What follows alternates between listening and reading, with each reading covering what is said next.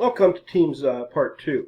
In the first video I showed you how to log in and get connected to Teams and also how to join a meeting that's in progress. Our meetings will start at the normal class time, usually a few minutes before. If you're unable to make it to our normal class time for whatever reason, I will be recording the meetings, the classes, so that you can watch those videos later on.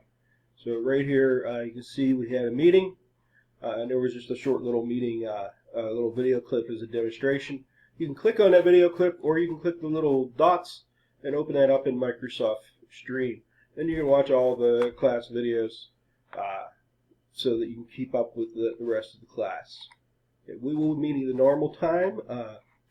If you have questions, perhaps you don't have video, or perhaps you don't have audio, if you need a question, you can always send a chat message to me. Also, if you have questions,